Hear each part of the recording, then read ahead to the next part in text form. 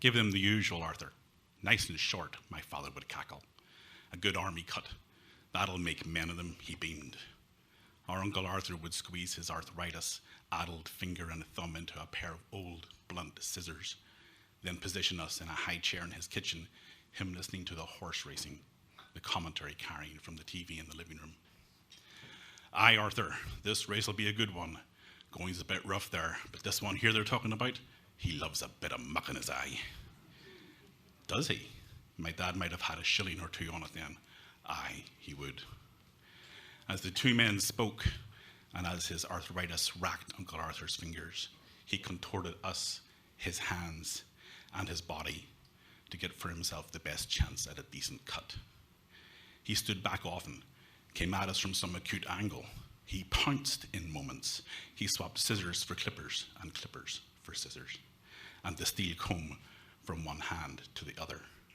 He grunted, shuffled, celebrated wins on the horses, lamented losses. He trimmed, scalped vigorously, and squinted more so. Arthritis played merry havoc with his hips also, and as he circled us, he rolled from side to side, like a heavy ship moored up and fighting a swell. Uncle Arthur wore the grey or black trousers and the old shirts and thick sweaters of a countryman, and I could see my dad in him. I could see in him my dad in 20 years' time, and I was disappointed.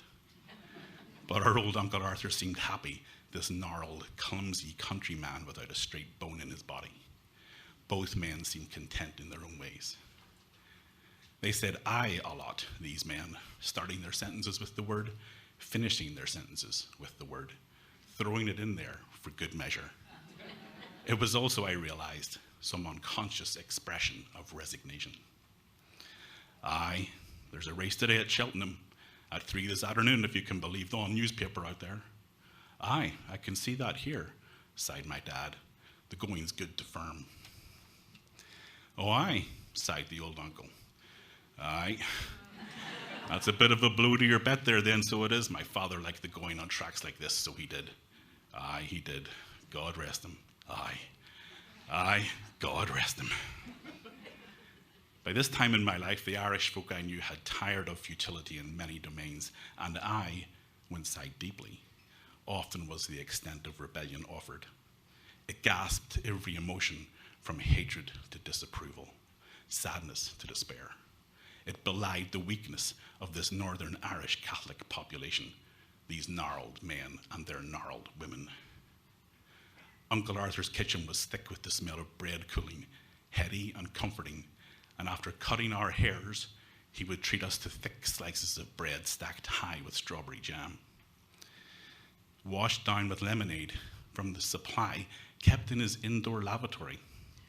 The bottles in crates stacked right beside the toilet, under a frosted window rusted closed years before. Paint eased from the walls in bubbles the size of a boy's hand. The spider webs sealing the windows were white, brittle, and the flies circling the toilet hopscotched from there to the lemonade bottles with impunity. Rarely did we stagger away from Uncle Arthur's with a straight fringe.